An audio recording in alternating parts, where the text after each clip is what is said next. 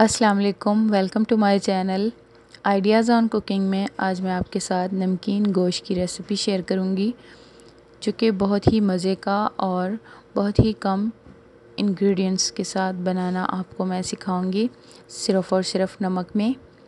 तो बहुत ही ज़बरदस्त और बहुत ही मज़े का बनता है। तो आप लोग भी इस रेसिपी को ज़रूर ट्राई कीजिएगा।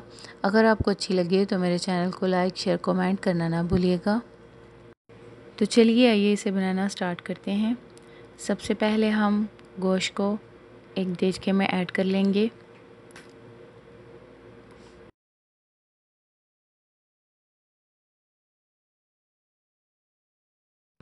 इसके बाद 2 खाने के चम्मच अदरक और लहसुन का पेस्ट ऐड करेंगे।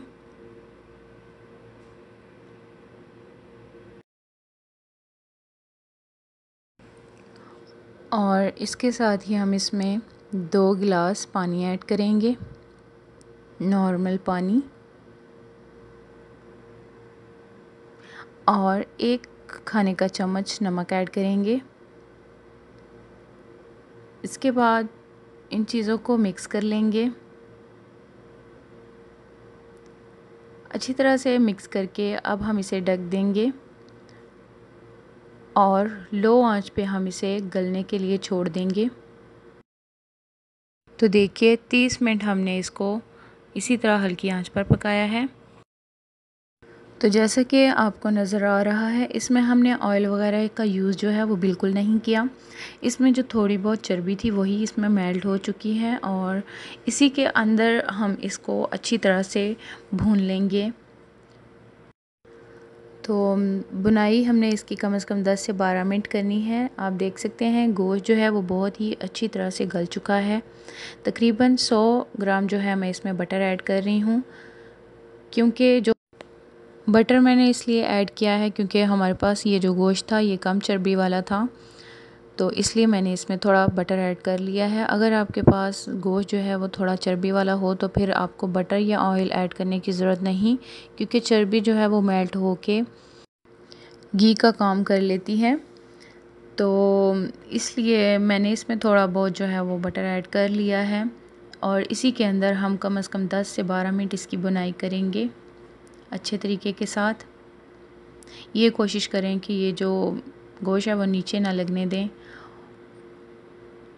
तो देखिए माशाल्लाह से 10 से 12 मिनट हमने इसकी बुनाई कर ली है। अभी हम इसे सर्व करेंगे। तो जैसा कि आप देख सकते हैं गोश्त जो है वो बहुत ही अच्छे तरीके के साथ गल चुका है और इसकी हमने अच्छे तरीके के साथ बुनाई भी की है। आप इसका कलर चेक कर सकते हैं।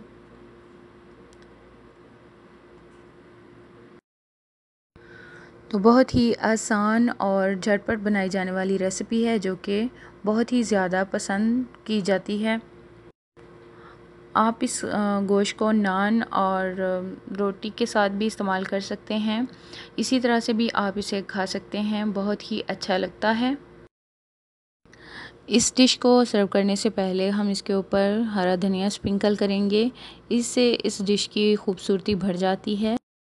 तो देखिए कितना नरम और जूसी लुक है इस गोश्त का, देखिए।